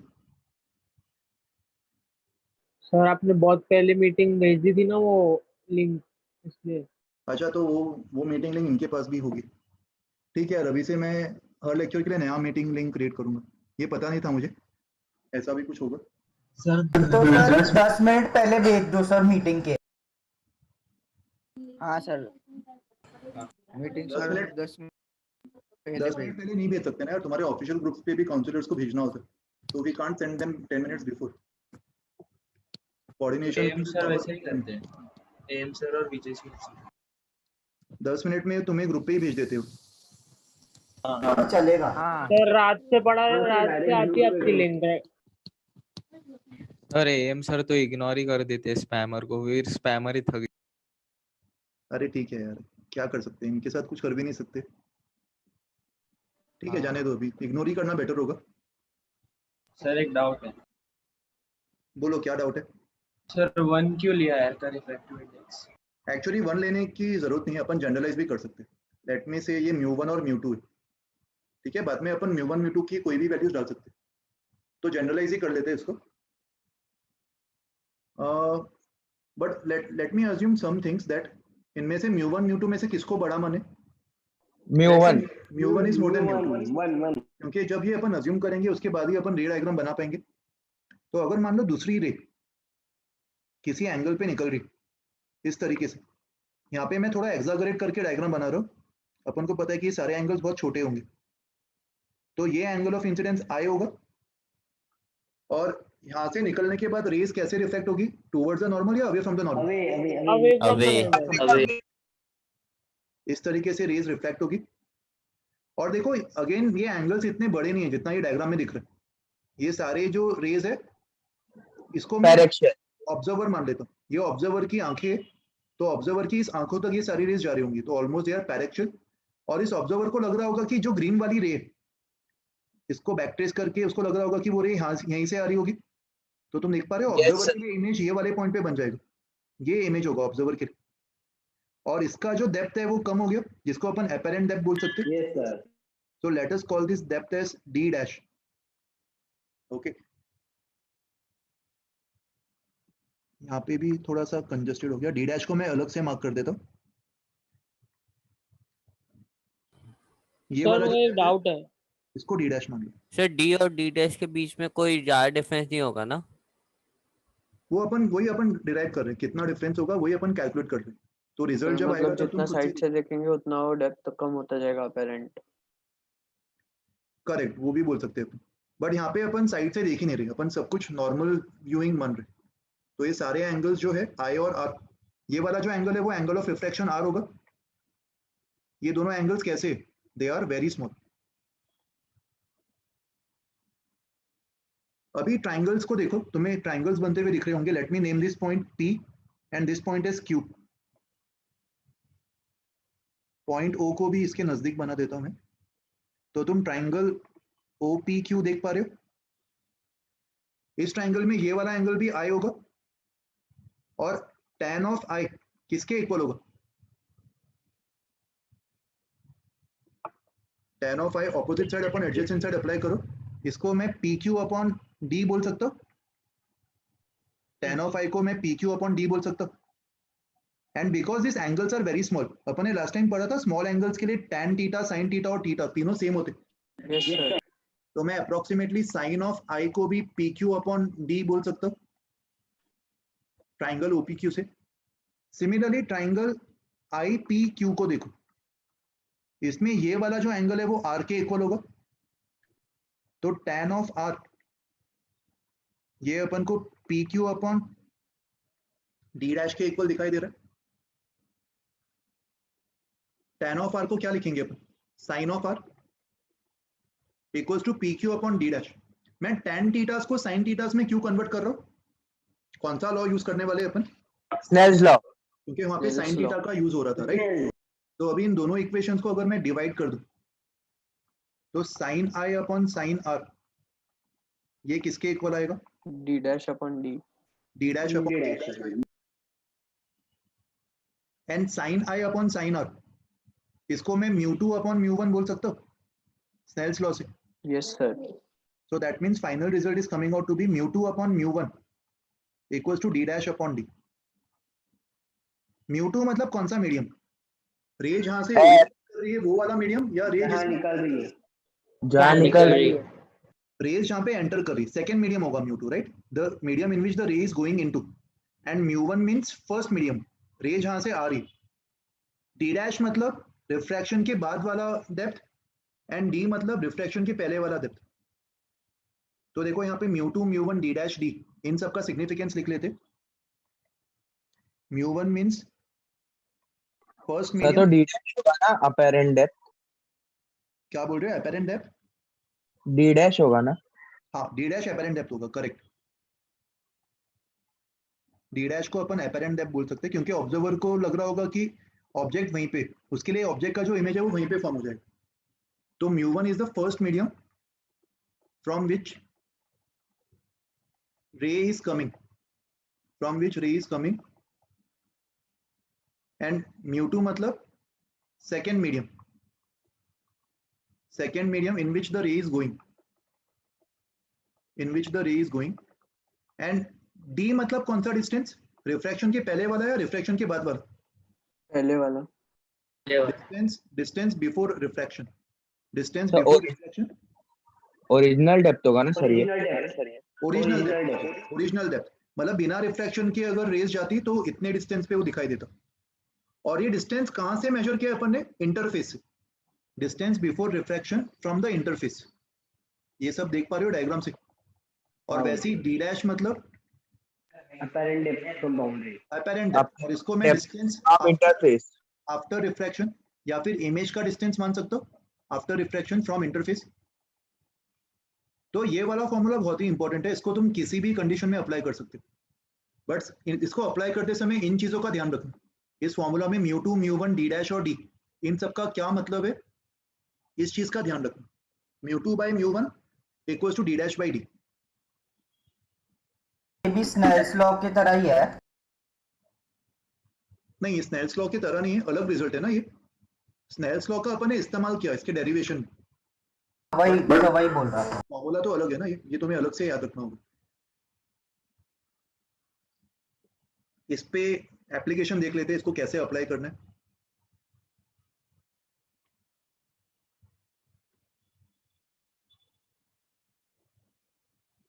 अगर मान लो ये मीडियम 1 है और ये मीडियम 2 है और बीच में इंटरफेस, इसका रिफ्रैक्टिव इंडेक्स μ1 को मैं 3/2 मान लेता हूँ और μ2 को 4/3, ऐसे रैंडम कुछ वैल्यूज ले रहा हूँ। मान लो ये ऑब्जेक्ट है, इसका डिस्टेंस इंटरफेस से 12 सेंटीमीटर, ठीक है? तो जो रेज जाएगी, रेज ऐसे जा रही है, रिफ्रैक्शन के बाद मुझे बताओ कैसे रिफ्रैक्ट करेंगे, अवे और टूवर्ड्स? 3/2 4/3 से बड़ा है ना? अवे इस तरीके से रिफ्रैक्ट करेगी और ये नॉर्मल रेज होगी। सॉरी ये एरो मैंने गलत सर बना आपने दिया। एरो ये ऐसे रिफ्लेक्ट होगी और इसको बैक ट्रेस करने पर इमेज यहाँ पे कहीं तो बन जाएगा। यस और अगर मान लो मुझे किसी तरह ये वाला डिस्टेंस निकालना है, इसको मैं डी डैश मान लेता हूँ, तो तुम्हें बस डायरेक्टली वो फॉर्मूला अप्लाई करना है। ये फॉर्मूला तुम्हें हमेशा याद होना चाहिए, D dash upon D equals to mu two upon mu one. तो इस केस में डी डैश अननोन है ना, आफ्टर रिफ्लेक्शन वाला जो डिस्टेंस है इंटरफेस से इमेज का, उसको मैं डी डैश मान रहा हूँ जो कि अननोन है। और डी कितना होगा? 12। और म्यू टू मतलब कौन सा मीडियम, 4/3 या 3/2? 4/3। और म्यू वन मतलब 3/2। रे जहां से आ रही है, तो इसको सॉल्व करने पर देखो डी डैश कितना आ रहा है, 12 इंटू 8/9। रिजल्ट और डायग्राम सेटिस्फाई हो रहा है, डी डैश ओरिजिनल डी से कम आ रहा है डायग्राम में भी और रिजल्ट में भी। Yes sir. तो this is how you apply this formula. इसमें मैं तुम्हें एक और एग्जांपल दे रहा हूँ। ये एग्जांपल समझ में आ गया सबको? दूसरा सिचुएशन, एक दूसरा सिचुएशन दे रहा हूँ अगेन। मैं यहाँ पे खाली रिफ्रैक्टिव इंडेक्स मेंशन कर रहा हूँ, मैं mu one mu two mention नहीं कर रहा हूँ, वो तुम्हें डिसाइड करना होगा। Let's say this is 3/2। एक सेकेंड, इसको मैं 4/3 कर देता हूँ और इसको 3/2। और रे ऐसे ट्रेवल कर रही है और यहाँ पे डॉटेड लाइन से मैं दिखा रहा हूँ। डॉटेड लाइंस मतलब अगर रिफ्रैक्शन नहीं होता तो रे इस पाथ के अलोंग जाती और यहाँ पे ऑब्जेक्ट बना देती विदाउट रिफ्रैक्शन। ये डिस्टेंस 12 दिया हुआ है, बट क्या एक्चुअल में ये रेस डॉटेड लाइंस के अलोंग जाएगी या नो सर। एक्चुअल में बी डिविएटेड। सो एक्चुअल में डिविएशन कैसा होगा, अवे या towards? Towards towards the normal. Towards the normal होगा क्योंकि सेकेंड मीडियम जो है 3/2 उसका रिफ्रैक्टिव इंडेक्स ज्यादा है। तो नॉर्मल का जो एंगल है, ये रे थोड़ी सी और टुवर्ड्स द नॉर्मल बेंड होके इस तरीके से जा रही होगी और इस तरफ इमेज बना देगी। R will be smaller than I और एक्चुअल में रे यहाँ पे मीट करेगी। और अगर मान लो मुझे किसी तरह ये डिस्टेंस निकालना हो तो इसको मैं डी डैश मान सकता हूँ। Yes sir. D dash upon D equals to mu two upon mu one. तो अभी यहाँ पे देखो ट्रिकी पार्ट ये है कि तुम्हें डिसाइड करना होगा कि म्यू टू कौन और म्यू वन कौन। तो हमारे लॉजिक के हिसाब से म्यू टू कौन होना चाहिए सर? 3/2 ना? 3/2 correct, same logic. Mu two मतलब तुम्हें ऑब्जेक्ट से मतलब नहीं है, ये मत चेक करो कि ऑब्जेक्ट कहाँ पे, खाली ये चेक करो कि रे सेकेंड टाइम कौन से मीडियम में एंटर कर रही, तो वो 3/2 होगा। और रे कौन से मीडियम से आ रही है वो 4/3 होगा। तो यहाँ से डी डैश जो है वो 12 टाइम्स कितना आ जाएगा, 9/8।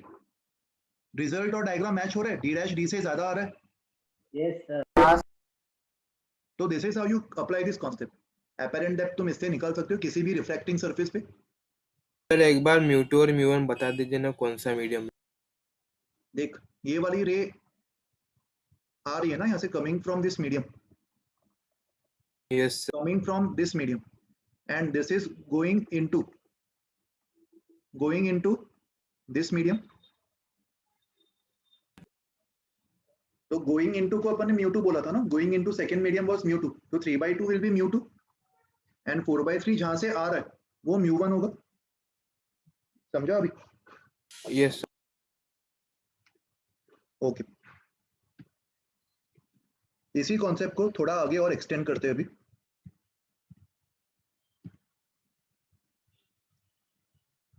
ये कुछ एग्जांपल्स है। ये वाला एग्जांपल देखो, यहाँ पे मछली दिख रहा है एक और एक बर्ड दिख रहा है और पानी का और एयर का ये इंटरफेस है, ठीक है। सवाल का जो फर्स्ट पार्ट है ये सारे डायमेंशंस गिवन है, बर्ड का डिस्टेंस, फिश का डिस्टेंस, ये सब गिवन है और रिफ्रैक्टिव इंडेक्स भी दिया हुआ। At what distance from itself will the fish see the image? At what distance from itself will the fish see the images of the eye? Sorry, इसको eye माना हुआ है, bird या जो भी eye मान लो इसको. तो यहाँ पे ऑब्जेक्ट कौन है फर्स्ट सिचुएशन में? सर फिश नहीं, आई है, आई. Eye is the object, correct. और ऑब्जर्वर जो है वो कौन है? Fish. Fish is the observer. तो फर्स्ट केस में जो रेज होगी, let me denote first case by green colour, और इसके करस्पॉन्डिंग में ग्रीन रेज बना देता. फर्स्ट केस में रेज आई से फिश तक जारी होगी, ऑब्जेक्ट से ऑब्जर्वर तक, राइट? Yes sir. रेज इस तरीके से जारी होगी. और रिफ्रैक्शन से पहले जो डिस्टेंस है h, इसको एक्चुअल में मैं d मान सकता हूँ. d will be equals to h. और रिफ्रैक्शन के बाद i का जो इमेज बनेगा, ऑब्जेक्ट का जो इमेज बनेगा, वो d डैश अननोन है. n1 कौन होगा इधर? 1 या म्यू? 1. और n2 म्यू होगा. रे एयर से आ रही है, एयर का रिफ्रैक्टिव इंडेक्स 1, और रे म्यू वाले मीडियम में एंटर कर रही, तो उसको मैं n2 मान लूंगा. n1 n2 या फिर म्यू1 म्यू2 भी लिख सकते हैं, दोनों एक ही बात है. अपने म्यू1 म्यू2 लिखा था तो इसको मैं ऐसे ही लिख देता. एंड फॉर्मूला के according mu two by mu one will be equals to d dash upon d. तो d डैश जो है वो म्यू2 मतलब mu upon 1 times d, and d मतलब h. तो म्यू h पे बनेगा उसका इमेज. मतलब फिश को लग रहा होगा ये जो आई है वो यहाँ पे होगा फर्स्ट केस में. फिश को जो आई का डिस्टेंस है वो डी डैश पे यहाँ पे दिख रहा होगा फर्स्ट केस में. फर्स्ट केस समझ में आया सबको? सर एक एक करके बोलो, हैंड रेज करके. यश दुबे बताओ. सर एयर का रिफ्रैक्टिव इंडेक्स 1 कहाँ दिया है सर? एयर को वैक्यूम की तरह मान सकते हैं अप्रोक्सीमेटली, तो 1 ले लो. दिया नहीं है तो 1 मान लो उसको. Okay sir. और कौन पूछ रहा है ये? ऋषिकेश बताओ. Sir image mu H plus h by 2 के डिस्टेंस पे रहेगा ना? हाँ, ये जो डिस्टेंस अपन निकाल रहे हैं तो इंटरफेस से डिस्टेंस है ना यार. This is from interface. तो अगर तुम्हें फिश से निकालना है तो प्लस h/2 भी कर देंगे, करेक्ट. अभी वैसे ही सेकंड पार्ट जो होगा सवाल का, उसमें ऑब्जर्वर कौन? सर जो ई है वो थोड़ा सा आई से वो साइड होगा ना, पैरेक्शियल रेज मानी इसलिए डायरेक्टली अपने अबाव लिए है ना. हाँ, ई तो अबाव होगा, लेकिन जो रेज है वो थोड़ा सा टिल्टेड होंगे. बट इमेज तो एग्जैक्टली अबाव होगा ना उसके. इमेज किसी एंगल पे नहीं बनेगा, इमेज डायरेक्टली उसके ऊपर ही बनेगा. माइनर डिविएशन हो सकता है, मगर पैरेक्शियल रेज में अपन एग्जैक्टली ऊपर मान सकते हैं उसको. ठीक है, अपन ऐसे भी एग्जांपल्स देखेंगे बाद में जिसमें पैरेक्शियल रेज नहीं है. उस केस में तुम्हें समझ में आ जाएगा कंपेयर करके. यहाँ पे सेकंड केस में मुझे बताओ क्या करेंगे. यश तुम्हें और कुछ पूछना है? सर फर्स्ट वाले का आंसर क्या होगा? Mu H by h by 2 ना? At what distance from itself will the fish see the image of the eye? Correct. Mu H तो इंटरफेस से, तो फर्स्ट Yes, का जो sir. आंसर है वो म्यू एच प्लस h/2 हो जाएगा. सही बोल रहे हो. एंड सेकंड के लिए ऑब्जर्वर कौन? Eye. Eye is the observer and fish is the object. और सेकंड केस को लेट्स से मैं येलो कलर से रिप्रेजेंट कर रहा हूं. तो यहाँ पे जो रेज है वो कहां से कहां जाएगी? आई से फिश या फिश से आई? फिश से आई. ऑब्जेक्ट से ऑब्जर्वर, ऑब्जेक्ट से ऑब्जर्वर ट्रेवल करेगी ना. और इस केस में जो डी होगा, डी को मैं h/2 मान लूंगा और d डैश मेरे लिए क्वेश्चन मार्क है. और इस केस में म्यू2 क्या होगा? म्यू2 मतलब second medium which is 1, and mu one मतलब म्यू. समझ रहे हैं सब कुछ? So apply the formula mu two by mu one equals to d dash upon d. तो d डैश की value mu two 1 upon mu one mu times d h/2. तो d डैश h/2 म्यू पे होगा.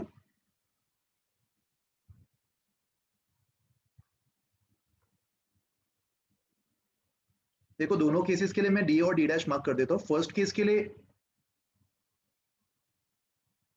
ये वाला जो डायमेंशन, एक सेकेंड, ये वाला डायमेंशन डी था फर्स्ट केस के लिए और ये डी डैश था, और वैसे ही सेकेंड केस में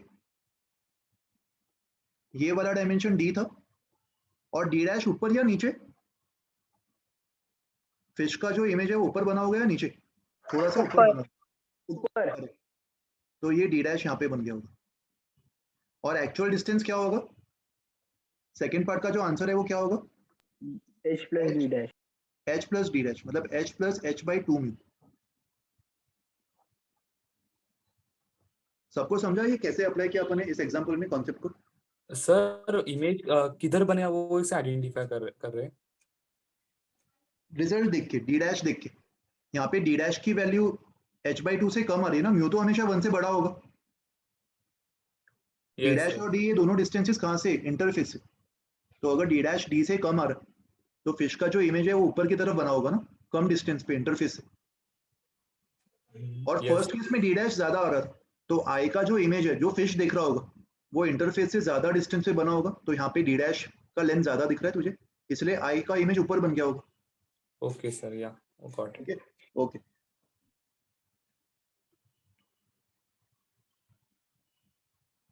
देखो अभी यहाँ पे एक और सिचुएशन देख रहे हैं अपन जहाँ पे मल्टीपल मीडियम्स है। अपन ने 2 मीडियम के लिए देख लिया और इसी को अपन मल्टीपल मीडियम्स में भी एक्सटेंड कर सकते हैं। तो एक सेकेंड, ये इमेज को कॉपी कर। हाँ बताओ sir, refractive index of water air से ज्यादा रहेगा ना सर? सबका रिफ्रैक्टिव इंडेक्स एयर से ज्यादा ही होगा, एयर को अपन वैक्यूम की तरह मान रहे हैं। Okay sir. इसको मैं अलग स्लाइड पे तुम्हें एक्सप्लेन कर देता हूँ। देखो ये diagram. Hello sir. Yes sir, आप लेक्चर के लास्ट 5 मिनट्स में वो एक रोटेशन ऑफ स्क्रीन वाला सम था, सो वो एक बार एक्सप्लेन कर सकते हो? उसमें हार्ड पड़ रहा है सर वो। सैटरडे के डाउट लेक्चर में बता दूंगा यार, सैटरडे को अपना 2 to 3 डाउट लेक्चर है ना, काफी लोगों का कॉमन डाउट है वो, तो सबको मैं साथ में बता दूंगा वो सैटरडे को, ठीक है? Okay sir, thank you. ये सिचुएशन देखो अभी, यहाँ पे देखो ऑब्जेक्ट जो है नीचे दिया हुआ है और ये ऑब्जर्वर है, और बीच में मल्टीपल मीडियम्स है, medium 1, medium 2, medium 3। First refraction यहाँ पे हो रहा होगा और सेकेंड रिफ्रैक्शन यहाँ पे हो रहा होगा। तो फर्स्ट रिफ्रैक्शन में अगर मैं ये फॉर्मूला अप्लाई करूँ, ऑब्जेक्ट यहाँ पे, और मान लो फर्स्ट रिफ्रैक्शन से जो इमेज है वो यहाँ पे बन रहा है, let me call this I1, और ये डिस्टेंस को मैं D-1 मान लेता हूँ, D-1। तो फर्स्ट रिफ्रैक्शन में फॉर्मूला क्या होगा, D by D-1, sorry general formula अपन ने क्या लिखा था, D' upon D equals to μ2 upon μ1। First refraction में मैंने D' किसको माना है, D-1 को, जो कि अननोन है, और D कितना होगा फर्स्ट रिफ्रैक्शन में, first interface H1 minus D-1 H1 ही होगा ना, ऑब्जेक्ट का डिस्टेंस फ्रॉम द इंटरफेस इनके इक्वल है, ऑब्जेक्ट का डिस्टेंस फ्रॉम द इंटरफेस वो D होता है ना, तो ये H1 के इक्वल होगा। और μ2 और μ1 एक्चुअल में μ2 और μ1 होगी जो दिया हुआ है, रे μ2 में एंटर कर रही है और μ1 से आ रही, तो इससे अपन को D-1 कितना मिला, μ2 बाई μ1 टाइम्स H1। और फर्स्ट रिफ्रैक्शन से जो इमेज बन रहा है I1, image of first refraction, वो सेकेंड रिफ्रैक्शन के लिए क्या बन जाएगा, object. This is the object for second refraction. Same logic अपन ने मिरर्स में भी अप्लाई किया था, इसी को अपन सेकेंड रिफ्रैक्शन का ऑब्जेक्ट मान सकते। तो सेकेंड रिफ्रैक्शन मतलब ये वाला इंटरफेस, ये वाला इंटरफेस। यहाँ पे अगर मैं I1 को ऑब्जेक्ट मान रहा हूँ, तो ऑब्जेक्ट का जो डिस्टेंस होगा इंटरफेस से वो तुम देख पा रहे हो, H2 प्लस D1' होगा। This was for first refraction.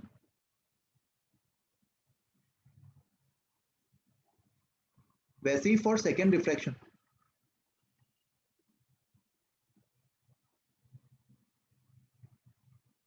अगर मैं सेम फॉर्मूला अप्लाई करता हूं, लेट्स से सेकेंड रिफ्रैक्शन में जो I2 बन रहा है, सेकेंड रिफ्रैक्शन का इमेज, उसका डिस्टेंस मुझे कहां से मानना चाहिए, सेकेंड इंटरफेस से। सेकेंड इंटरफेस से ही मानना चाहिए, वेरी गुड।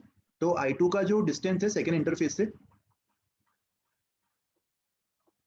इसको मैं D-2 मान लेता हूँ।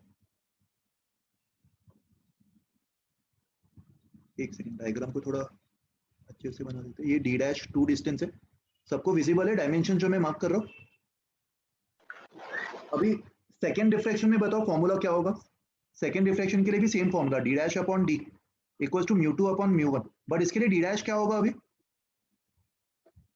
D2' जो कि अननोन है, मुझे निकालना है। और D मतलब ऑब्जेक्ट का डिस्टेंस। सेकेंड डिफ्रैक्शन के लिए object is I1 and I1 का distance from the second interface, ये वाला distance H2 plus D dash. H2 plus D dash, D1 dash. H2 plus D1 dash, correct. तो D2 dash upon H2 plus D1 dash, μ2 क्या होगा इसके लिए? μ3 μ1 जो है वो μ2 होगा। ये फॉर्मूला अपन अप्लाई कर सकते हैं, और ये फॉर्मूला को अप्लाई करने पर we can finally find D2 dash। तो देखो इसको सिंप्लीफाई करके क्या मिलेगा, D2 dash equals to μ3/μ1 upon sorry multiplied by H2 plus D1 dash, और D1 dash की ये वैल्यू यहाँ से डाल दो। D1 dash कितना है? μ2/μ1, सॉरी ये μ3/μ2 होगा ना। देखो ये समझ में आया ये वाला स्टेप। इस इक्वेशन को मैंने मॉडिफाई किया और D1 dash की वैल्यू यहाँ से डाल दी, ये रिजल्ट आ जाएगा। और ब्रैकेट्स को ओपन करके सिंप्लीफाई करो तो D2 dash कितना आ रहा है? μ3 को मैं बाहर रख रहा हूं, H2/μ2 प्लस H1/μ1, ये D2 dash आ रहा है। और जो फाइनल इमेज I2 बन रहा है उसका डिस्टेंस ऑब्जर्वर से कितना होगा? अगर ऑब्जर्वर को मैं H3 हाइट पे मान रहा हूँ, μ3 मीडियम में, H3 plus D1 dash. तो I2 का जो फाइनल डिस्टेंस है ये वाला, ये H3 प्लस D2 dash होगा। Distance between final image and observer, H3 plus D2 dash। और H3 को मैं μ3/μ3 टाइम्स H3 लिख सकता हूँ, मल्टीप्लाई और डिवाइड कर रहा हूँ सिर्फ μ3 से। और D2 dash की वैल्यू अगर मैं यहाँ पे डाल दूं तो पूरे इक्वेशन में से मैं μ3 को कॉमन ले सकता हूँ, और बहुत ही सिस्टमैटिक वे में अपन को ये रिजल्ट मिल जाएगा। μ3 बाहर कॉमन, और अंदर H1/μ1 plus H2/μ2 plus H3/μ3। यहाँ पे μ3 बाहर कॉमन आ रहा है। μ3 की ऐसी क्या स्पेशलिटी है कि वो अलग से बाहर आ रहा है कंपेयर टू μ1 एंड μ2? μ3 किसका मीडियम है? μ3 मीडियम में कौन लाई कर रहा है? Observer, medium of observer, correct. तो ये जो अपन को रिजल्ट मिला है ना, इसी रिजल्ट को अपन इंस्टेड ऑफ 3 मीडियम्स कितने भी मीडियम्स के लिए जनरलाइज कर सकते हैं। उन मीडियम्स का रिस्पेक्टिव H/μ ऐड होते जाएगा, और ये अपन को टोटल डिस्टेंस मिल जाएगा। टोटल डिस्टेंस मतलब total apparent depth, total distance of the image from the interface, from the observer actually. Okay, ये फाइनल रिजल्ट याद रखो, डेरिवेशन तुम्हारे अंडरस्टैंडिंग के लिए। सर फ्रॉम द ऑब्जर्वर कैसे होगा sir? From the last interface ऐसा होगा ना? फ्रॉम द लास्ट इंटरफेस ये D2 dash था, बट D2 dash को मैंने H3 से ऐड कर दिया ना, तो फ्रॉम द ऑब्जर्वर हो गया ना। ये D2 dash जो था वो इंटरफेस से था, ये सेकेंड इंटरफेस से डिस्टेंस था, राइट? समझ आ रहा है? नहीं इसको सर, मैंने सर आप ये एक्सप्लेन कर सकते हो यहाँ से D2 dash के बाद से? D2 dash समझ में आ गया?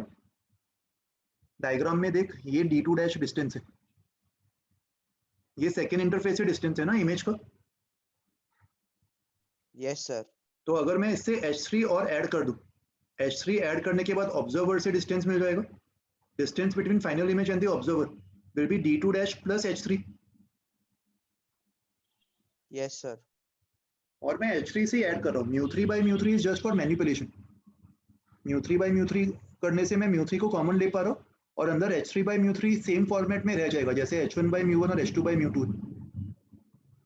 तो मैनिपुलेशन करने के बाद अपन फाइनली इस फॉर्म में रिजल्ट को एक्सप्रेस कर सकते, इसको मेमोराइज करना इजी होगा हमारे लिए, राइट? तो इसको मेमोराइज कैसे करेंगे? All the respective lengths will be divided by respective refractive index, h1 by mu1, h2 by mu2 and h3 by mu3, और इस पूरे को ऑब्जर्वर के रिफ्रैक्टिव इंडेक्स से मल्टीप्लाई कर दो, दैट्स इट। ये तुम्हें याद रखना, ये तुम्हें total distance between the image and the observer ये दे देगा। Yes sir. इसी रिजल्ट को वापस इस वाले स्लाइड पे रिवाइज कर लेते। This was the apparent depth, final apparent depth, distance between the observer and the final image, ये तुम्हें याद रखना है। और अगर ये मिल गया तो अपन शिफ्ट भी निकाल सकते, ये ऑब्जेक्ट है और फाइनल इमेज मान लो यहाँ पे बन गया कहीं, तो ये फाइनल इमेज बन गया, और ये डिस्टेंस को अगर मैं h apparent बोल रहा हूँ, ये डिस्टेंस को अगर मैं h apparent बोल रहा हूँ, तो शिफ्ट मतलब ऑब्जेक्ट और इमेज के बीच का डिस्टेंस, और यहां से तुम देख पा रहे हो शिफ्ट जो है वो टोटल डिस्टेंस, शिफ्ट का ये फॉर्मूला होगा, total distance h1 plus h2 plus h3 minus apparent height mu3 times h3 by mu3 plus h2 by mu2 plus h1 by mu1, और इसको सिंप्लीफाई करने पर ये रिजल्ट आ जाएगा।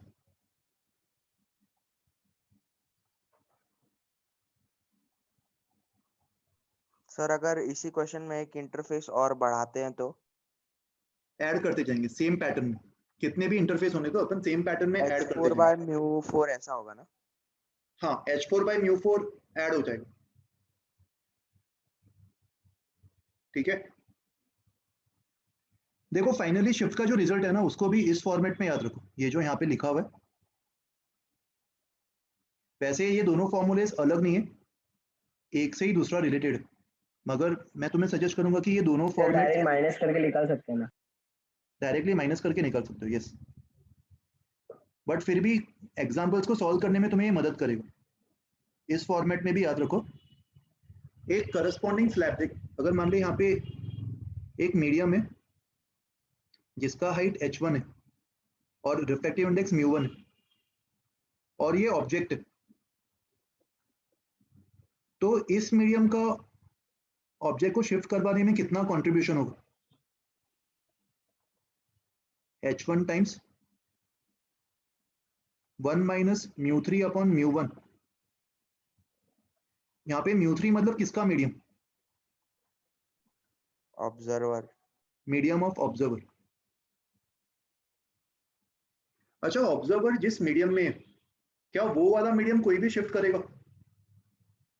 अगर मैं सेम पैटर्न से एक और टर्म ऐड कर दूं, सेम पैटर्न को फॉलो करते हुए अगर मैं h3 वाला टर्म भी ऐड कर दूं, तो तुम देख पा रहे हो h3 1 minus mu3 upon mu3 हो जाएगा। दैट मीन्स ऑब्जर्वर जिस मीडियम में है, वो वाला मीडियम ऑब्जर्वर के लिए कोई भी शिफ्ट प्रोड्यूस नहीं करेगा ना, क्योंकि इस मीडियम में जो एक्चुअल डायमेंशन है h3, ऑब्जर्वर को भी वही डायमेंशन दिख रहा होगा, तो वो भी तुम इस फॉर्मूला से दिख पा रहे हो, राइट? अगर मान लो ऑब्जर्वर और ऑब्जेक्ट को मैंने इंटरचेंज कर दिया, तो ऑब्जर्वर का मीडियम mu1 बन जाएगा एंड अकॉर्डिंगली एपेरेंट हाइट जो है वो ये बन जाएगा, ठीक है। इसमें एक चीज का ध्यान रखना, this shifts are with sign, this shifts are with sign, और हमने क्या कन्वेंशन फॉलो किया था? कौन सा डायरेक्शन पॉजिटिव होगा? In the direction of incident ray. Incident ray direction उसको अपन पॉजिटिव मानेंगे, ओके। तो इस पे बेस्ड कुछ एग्जांपल्स ट्राई करते हैं, उससे तुम्हें ये कॉन्सेप्ट अच्छे से समझ में आ जाएगा। और 5 मिनट लूंगा मैं सिर्फ। मान लो ये एक ग्लास स्लैब है जिसका रिफ्रैक्टिव इंडेक्स है 3/2 और इसका थिकनेस 6 सेंटीमीटर्स मान लो। ये ऑब्जेक्ट है और ये ऑब्जर्वर, ठीक है। मुझे पता लगाना है कि ऑब्जर्वर को ऑब्जेक्ट कितना शिफ्ट होते हुए दिखाई देगा, तो शिफ्ट का मैं डायरेक्टली फॉर्मूला अप्लाई कर दूंगा। अच्छा, ऑब्जर्वर और ऑब्जेक्ट दोनों का रिफ्रैक्टिव इंडेक्स 1 है, तो क्या इस वाले मीडियम के करस्पॉन्डिंग में कोई भी शिफ्ट लूंगा, ये वाले मीडियम के करस्पॉन्डिंग या ये वाले मीडियम के करस्पॉन्डिंग? नो सर, जो भी शिफ्ट आएगा वो खाली इसी स्लैब की वजह से आएगा, राइट? और वो शिफ्ट का फॉर्मूला क्या होगा? 1 minus 1 by mu, actually 1 minus mu of observer upon mu of slab times thickness of slab.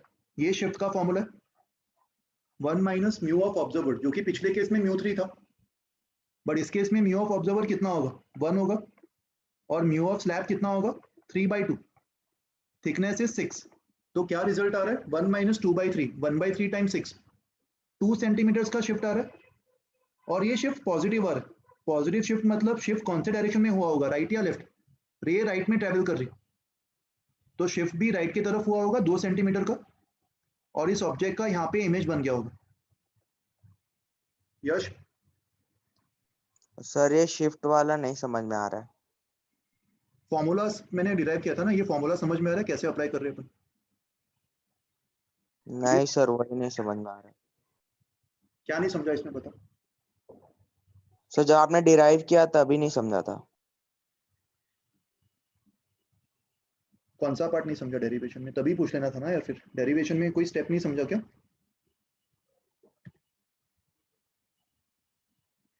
ये तो समझ में आ गया, एपेरेंट हाइट, ये फॉर्मूला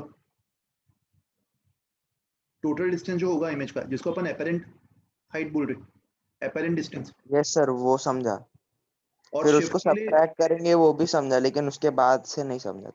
उसके बाद जो मैथ्स है ना, ऐड सब्ट्रैक्ट करके मैं टर्म्स को कॉमन ले रहा हूँ, और उस कॉमन लेने के बाद इस फॉर्मेट में फाइनल रिजल्ट आ जाएगा। इसमें देख, ये टर्म्स में अगर मैं h1 और h1 के टर्म्स को इकट्ठा कर लूँ, h1 को अगर मैं कॉमन ले लूँ, तो अंदर 1 माइनस μ3/μ1 बच जाएगा। सर ये साइड नहीं सर, यहाँ पे आपने बना के किया है ना डायग्राम, ऑब्जेक्ट और ये μ1 h1, ये right hand side. Yes sir ये नहीं समझा। अच्छा, तो इसमें भी मैंने ये वाला फॉर्मूला अप्लाई किया ना। इस फॉर्मूला से अपन ने क्या सीखा? इस फॉर्मूला से अपन ने ये सीखा कि जो करस्पॉन्डिंग स्लैब्स है, जैसे जो h1 वाला स्लैब है, h1 वाला स्लैब जो शिफ्ट प्रोड्यूस कर रहा है वो कितना कर रहा है, उसके करस्पॉन्डिंग जो शिफ्ट है वो ये होगा ना, h1 1 माइनस μ3, μ3 मतलब ऑब्जर्वर का रिफ्लेक्टिव इंडेक्स, और μ1 मतलब उस करस्पॉन्डिंग स्लैब का रिफ्लेक्टिव इंडेक्स, ऑब्जेक्ट का। यस सर, ऑब्जेक्ट का नहीं, स्लैब का। हाँ सॉरी सर, का अपन शिफ्ट देख रहे हैं ना, तो बस शिफ्ट का ये जनरलाइज फॉर्मूला मैं अभी से याद रखूंगा और इसको क्वेश्चंस में अप्लाई कर दूंगा। कोई भी स्लैब कितना शिफ्ट प्रोड्यूस करेगा, उसका थिकनेस इनटू 1 माइनस ऑब्जर्वर का रिफ्लेक्टिव इंडेक्स अपन स्लैब का रिफ्लेक्टिव इंडेक्स। समझा अभी? यस सर समझा। अभी जो अपन एग्जांपल देख रहे थे उसमें भी मैं सेम चीज अप्लाई कर रहा हूँ। 1 माइनस ऑब्जर्वर का reflective index is 1 upon slab का रिफ्लेक्टिव इंडेक्स 3/2।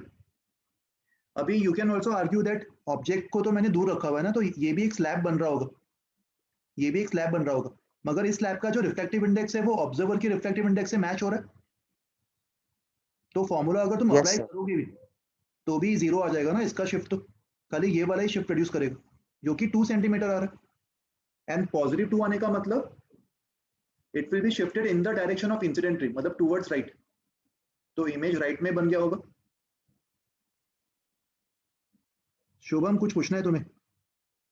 हाँ सर, अभी आपने वो स्लैब का बोला ना कि ऑब्जेक्ट का भी दूसरा स्लैब हो जाएगा सर, फिर उसमें अगर समझो हो गया, लाइक स्लैब बन गया और वो ऑब्जर्वर के रिफ्रैक्टिव इंडेक्स से उस स्लैब का रिफ्रैक्टिव इंडेक्स मैच नहीं हो रहा है, तो हाँ, अगर मैच नहीं होता तो अपन ऐड कर देते ना। अगर मान ले यहाँ पे मैंने अलग स्लैब दिया होता, अगर ये 1 नहीं होता और कुछ और होता, तो मैं उसका भी ऐड कर देता, 1 minus 1 upon corresponding mu times corresponding thickness, shift में मैं ऐड कर देता उसका भी।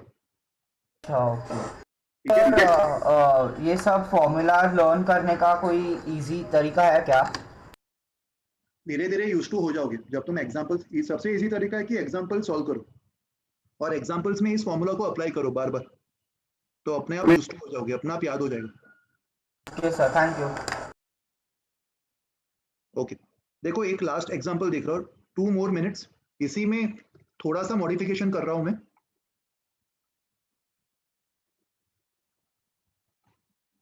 यहाँ पे मान लो बीच में जो स्लैब था ना वो मैं एयर का मान लेता हूँ, स्लैब में एयर का मान लेता हूँ, मतलब इसका रिफ्लेक्टिव इंडेक्स 1 होगा, सेम थिकनेस 6 सेंटीमीटर, और ऑब्जेक्ट और ऑब्जर्वर जो है,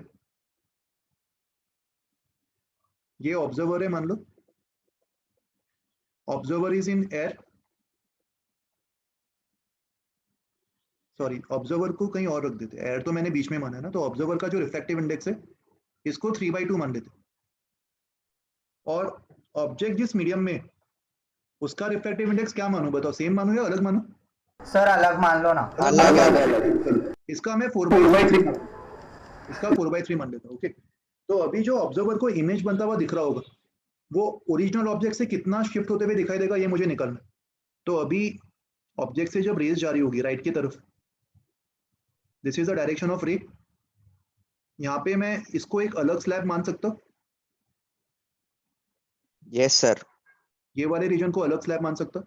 तो अभी दो स्लैब्स है, स्लैब 1 एंड स्लैब 2, एंड इनके करस्पॉन्डिंग दो शिफ्ट्स आएंगे। तो पहले स्लैब का जो शिफ्ट होगा वो कितना होगा? अच्छा, ये थिकनेस भी मुझे पता होना चाहिए। ये थिकनेस मान लो 8 सेंटीमीटर दिया हुआ है, तो पहले स्लैब का जो शिफ्ट होगा that will B 8 × 1 minus mu of observer. Mu of observer मतलब 3/2 अपॉन म्यू ऑफ स्लैब 4/3। ये पहले का शिफ्ट होगा S1, और दूसरे का जो शिफ्ट होगा that will B 6 × 1 minus again mu of observer. Observer का म्यू तो अभी 3/2 है, 3/2 अपॉन 1, ये S2 का शिफ्ट होगा। और इन दोनों को सिंप्लीफाई करने पर क्या रिजल्ट आएगा? ये 9/8 हो जाएगा, 1 माइनस 9/8 मतलब -1/8, और जो सेकेंड टर्म है उसका क्या रिजल्ट है? 1 माइनस 3/2 मतलब -½ तो ये -1 - 3 मतलब -4 सेंटीमीटर का शिफ्ट आ रहा है। तो -4 सेंटीमीटर का शिफ्ट आना मतलब पीछे, ऑब्जेक्ट से पीछे। करेक्ट। तो जो इमेज बना होगा वो ऑब्जेक्ट से 4 centimetre opposite to the direction of incident ray यहाँ पे बना होगा। समझा अभी ये कॉन्सेप्ट सबको? Yes sir. Yes sir. Okay, तो देखो अभी इसी कॉन्सेप्ट में मैं आज के लेक्चर नोट्स में कुछ एग्जांपल्स भी ऐड करने वाला हूँ। ये सेम कॉन्सेप्ट को एक्सप्लेन करने वाला थ्योरी है, ये पढ़ लेना एक बार। और ये कुछ एग्जांपल्स, ये एग्जांपल्स एक बार खुद से ट्राई करो, इसको अपन अगले क्लास में डिस्कस करेंगे। जरा नोट जल्दी भेज देंगे क्या? मैं एक दो घंटे में भेज दूंगा। 1 घंटा दो मुझे, 1 घंटे में भेज दूंगा, ठीक है? ओके चलो सर लास्ट लेक्चर में आपने जो होमवर्क दिया था वो उसका आपने बोला कि नोट्स में सॉल्यूशन है और नहीं है सर। मैंने जो अभी नया नोट्स भेजा था उसमें लिखा है ना मैंने आंसर्स, अभी रिसेंटली जो मैंने भेजा था ऑल लेक्चर्स वाला, सर जो ग्रुप पे भेजा था उसमें आंसर है। अच्छा ओके सर, सॉल्यूशन आंसर दोनों एक बार चेक कर लो।